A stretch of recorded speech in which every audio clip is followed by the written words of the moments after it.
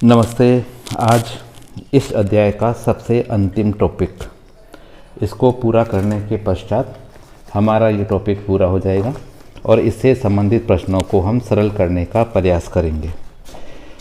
आशा है आप लगातार पढ़ रहे हैं। सभी बच्चे जो आज की इस टॉपिक को देखना चाहते हैं वे अपने पास पेन और पेंसिल दोनों साथ रखें। पेन, पेंसिल और कॉपी। जो महत्वपूर्ण बात लगे उन महत्वपूर्ण बातों को हमें अपनी कॉपी में लगातार लिखना है। तो आज इस चैप्टर का अंतिम जो बिंदु है उसकी शुरुआत करते हैं। सबसे पहले आती है वह है संक्षारण। संक्षारण, इसके बारे में थोड़ी सी जानकारी ले लेते हैं। संक्षारण यानी धातु अपने आसपास के वातावरण से जो अम्ल है, क्षार है या नमी है या कोई किसी प्रकार की गैस है उसके संपर्क में आते हैं तो वह अपने कुछ गुणों को खो देती है। इस प्रक्रिया को कहते हैं संक्षारण कहेंगे। जैसे हमने देखा होगा कि जो लोहे की वस्तुएं होती है, इस लोहे की वस्तु को अगर नमी मिलती है, नमी की उपस्थिति में लोहे की वस्तु के ऊपर जंग लग जाता है। तो लोहे की वस्तु के ऊपर जंग लगना, तो जंग लगने के कारण वह लोहा अपना कुछ प्रॉपर्टी, अपने कुछ गुणों को खो देता है, यानी वह संक्षारित हो जाता है। तो इस प्रकार की प्रक्रिया कहलाती है संक्षारण। क्यों? क्योंकि लोहा जो था उसके ऊपर जब नमी और ऑक्सीजन की क्रिया होती है, नमी और ऑक्सीजन, इन दोनों की क्रिया के कारण लोहे के कुछ रासायनिक गुण परिवर्तित हो जाते हैं। क्योंकि लोहा यहाँ पर Fe यानी लोहे की फॉर्म में था और यहाँ पर वह लोहे के ऑक्साइड यानी हम कह सकते हैं Fe3O4 आयरन ऑक्साइड के अंदर चेंज हो जाता है। तो यहाँ पर केमिकल चेंज हुआ है, केमिकल परिवर्तन हुआ है जिसमें लोहा अपने कुछ गुणों को खो देता है, नया पदार्थ बनाता है। तो इसे हम कहते हैं संक्षारण कहते हैं। दूसरा, आप लोगों ने देखा होगा कि जो चांदी होती है, चांदी के गहने बने हुए होते हैं। कुछ समय के पश्चात वातावरण के कांटेक्ट में चांदी रहने पर चांदी के ऊपर काले रंग की एक परत बन जाती है, काले रंग की एक परत। और चांदी जो चमक रही होती है वो थोड़ी सी धुंधली भी हो जाती है।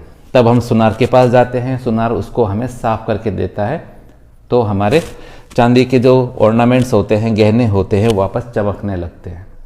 तो चांदी के ऊपर काले रंग की जो परत बनी है, इस काले रंग की परत का बनना संक्षारण कहलाएगा। क्योंकि चांदी के यहाँ पर कुछ चेंज आई। क्या ये था कि चांदी को वातावरण में खुला रखते हैं तो चांदी जो होती है इसके ऊपर सिल्वर सल्फाइड की एक परत जम जाती है।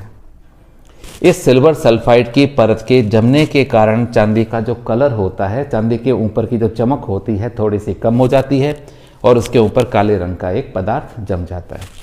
इसी प्रकार से अगर हम एक और बात देखें कि कॉपर के बर्तन यानी तांबा जो है, इस तांबे के बर्तन हम सबके घर में हैं। तांबे के बर्तन साल भर तक पड़े रहते हैं हवा में, उनका यूज़ होता है, नहीं होता है। अगर नहीं होता है तो देखा होगा कि तांबे के ऊपर एक हरे रंग की परत जम जाती है। फिर हम क्या करते हैं, दिवाली के टाइम में जब बर्तनों को साफ करते हैं तो इस तांबे के बर्तनों को हम क्या करते हैं, खट्टी छाछ में रखते हैं। तो खट्टी छाछ में अम्ल होता है, वह तांबे के ऊपरी भाग यानी संक्षारित हुए भाग को हटा देता है। तो तांबे के ऊपर हरे रंग की परत क्यों बनी है? यह क्षारीय कार्बोनेट के कारण बनी है। क्षारीय कार्बोनेट मतलब कि जो तांबा होता है वायुमंडल में खुला रखा जाता है तो यह CuCO3 के अंदर परिवर्तित हो जाता है और इसके साथ में यहाँ पर बनता है कॉपर हाइड्रोक्साइड। तो एक क्षारीय कॉपर कार्बोनेट की उपस्थिति के कारण उस पर हरे रंग की एक परत जम जाती है। जब हम अम्लीय पदार्थों के साथ, नींबू के सत के साथ में इसको मांजेंगे तो कॉपर कार्बोनेट जो होता है वो यहाँ से हट जाता है। हम जानते हैं कार्बन डाइऑक्साइड गैस बनेगी, सारी बातें हम आगे और पढ़ेंगे। तो ये कॉपर कार्बोनेट की लेयर के कम होने से, खत्म होने से तांबा वापस चमकने लग जाता है। तो कुछ धातुएं जो होती है वातावरण के साथ में रहने के साथ में अपने कुछ गुणों को खो देती है, उनके ऊपर एक विशेष प्रकार के पदार्थ की परत जम जाती है, तो इसको हम कहते हैं संक्षारण कहेंगे। अब संक्षारण से बचना है, तो संक्षारण से बचने के लिए हम क्या क्या उपाय कर सकते हैं? तो संक्षारण से बचने के लिए बहुत सारे उपाय होते हैं।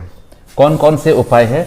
तो वहाँ पर हम मुख्यतः देख लेते हैं कि संक्षारण से बचना है। तो सबसे पहला है, अगर लोहे की वस्तु है तो सबसे पहले इसके ऊपर रंग कर देना चाहिए, पेंट कर देना चाहिए। हम अपने घर के कूलर्स जो होते हैं उपयोग में लेने के बाद में पेंट करके उसको रख देते हैं ताकि उसके ऊपर जंग न लगे। दूसरा, लोहे की वस्तु है तो उनका गैल्वेनीकरण का प्रोसेस। गैल्वेनीकरण के प्रोसेस का मतलब होता है कि लोहे की वस्तुएं जैसे कि चादर है, उसके ऊपर जस्ते की एक पतली परत उसके ऊपर चढ़ा दी जाती है, तो लोहे का वातावरण के साथ में कांटेक्ट खत्म हो जाता है, इस कारण से संक्षारण नहीं होता है। तो गैल्वेनीकरण की प्रक्रिया के द्वारा भी लोहे को हम आसानी से संक्षारित होने से बचा सकते हैं। इसी तरह से लोहे की जो शीट आती है उसके ऊपर ग्रेफाइट या फिर जो ऑयल होता है, तेल, इसकी एक परत चढ़ा दें। तो ग्रेफाइट या तेल की परत चढ़ने के बाद में क्या होगा कि लोहे का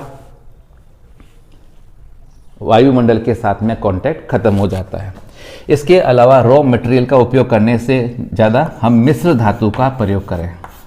मिश्र धातु, जैसे हमारे घर में अगर लोहे के सरिये आते हैं, पानी में भीगते हैं तो वो जंग खा जाते हैं, लेकिन रेलगाड़ी की पटरियाँ 24 घंटे पूरे साल पानी में, बरसात में भीगती रहती है, धूप के संपर्क में आती है, लेकिन फिर भी उनके ऊपर किसी भी प्रकार का जंग नहीं लगता है। क्यों? क्योंकि रेल की पटरियाँ बनती है इस्पात की, और इस्पात होता है क्या? मिश्र धातु। तो इन मिश्र धातुओं का प्रयोग करके भी हम संक्षारण से आसानी से बच सकते हैं। संक्षारण के कारण ही धातुओं के ऊपर की जो चमक होती है वो खत्म हो जाती है या कम हो जाती है। सोना अक्रिय है, किसी भी पदार्थ से क्रिया नहीं करता है, तो सोने की चमक तो हमेशा बनी रहती है, लेकिन बाकी में ऐसा नहीं होता है। संक्षारण की प्रक्रिया के बाद में नेक्स्ट आती है, वो है हमारे विकृत गंधिता। कि विकृत गंधिता से क्या तात्पर्य है? तो विकृत गंधिता, विकृत यानी विकृत हो जाना, परिवर्तित हो जाना, गंधिता यानी गंध का। तो विकृत गंधिता क्या तात्पर्य है इससे? विकृत गंधिता का तात्पर्य होता है कि जो वसायुक्त खाद्य पदार्थ होते हैं, वसायुक्त खाद्य पदार्थ, इन वसायुक्त खाद्य पदार्थों को अगर हम लंबे समय तक वातावरण में रखते हैं तो इन खाद्य पदार्थों के अंदर पाई जाने वाली जो वसा होती है, यह वसा ऑक्सीकृत हो जाती है।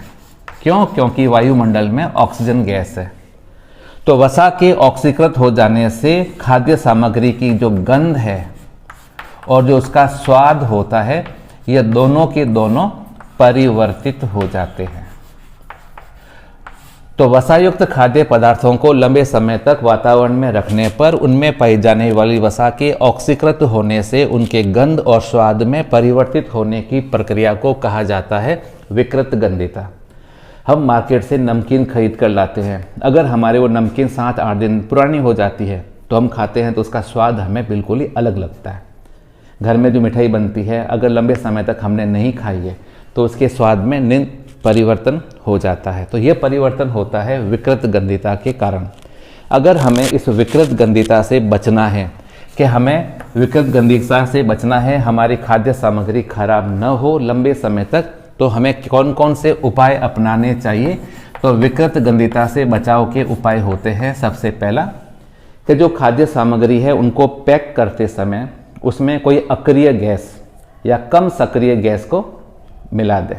जैसे हम कर दें कि जो आलू की चिप्स होती है, आलू की चिप्स जो होती है उसका जो पाउच होता है फूला हुआ होता है। क्यों? क्योंकि उसके अंदर नाइट्रोजन गैस होती है, और नाइट्रोजन गैस अक्रिय है, ज़्यादा सक्रिय नहीं है, तो वो खाद्य सामग्री के साथ क्रिया नहीं करती है। तो चिप्स 6 महीने पुरानी होती है तो भी कैसी होती है? स्वाद में एकदम फ्रेश होती है। तो पहला उपाय है कि पैक करते समय जब उसकी पैकिंग करते हैं तो उसमें कोई अक्रिय गैस या कम सक्रिय गैस जैसे नाइट्रोजन आदि इनको भर दिया जाए। तो ये दोनों आपस में क्रिया नहीं करते हैं तो खाद्य सामग्री हमारी लंबे समय तक सुरक्षित रहती है। दूसरा, खाद्य सामग्री को फ्रिज में रख दिया जाए। अगर हमने अपनी खाद्य सामग्री को फ्रिज में रखा है तो कम टेम्परेचर के ऊपर पदार्थों के ऑक्सीकरण की प्रक्रियाएं कम हो जाती है। तो मैं जो अभी बात कर रहा था विकृत गंधिता से संबंधित, तो उसमें तीसरा जो बात थी उसमें है वायुरोधी बर्तन। एयरटाइट कंटेनर में अगर हम फूड को रखेंगे तो निश्चित तौर पर वह खाना खराब नहीं होता है, क्योंकि जो बर्तन है उसमें वायु सीमित है, तो वसा के ऑक्सीकरण के लिए वहां पर ऑक्सीजन की मात्रा न्यूनतम है। इस कारण से विकृत गंधिता नहीं होगी। और चौथी बात है एंटीऑक्सीडेंट। ये कुछ विशिष्ट प्रकार के रसायन होते हैं जो ऑक्सीकरण की प्रक्रियाओं को रोकते हैं। इस कारण से खाद्य सामग्री विकृति गंध नहीं होती है और वो लंबे समय तक बनी रहती है। वैसे हमें पता है कि जो भी डब्बाबंद या जो पाउच के अंदर आने वाली सामग्रियां होती है वो लंबे लंबे समय तक खराब नहीं होती। जैसे हमारे घर में जो नमकीन है, हमने खरीदी, खोली, खा ली और उसके बाद बची रहती है, नहीं खा पाते हैं, तो 6 या 7 दिन के अंदर उसमें एक अलग टाइप की गंध आती है और स्वाद में भी बेकार हो जाती है। लेकिन 6 महीने पुरानी बीकाजी की नमकीन एकदम फ्रेश बनी रहती है। उसका कारण है वही जिसके बारे में अपन लोग बात कर रहे थे। अगर ये वीडियो आपको पसंद आया है, ये चैप्टर अगर आपको पसंद आया है, इससे संबंधित कोई भी क्वारी है तो आप मेरे से बात करिए।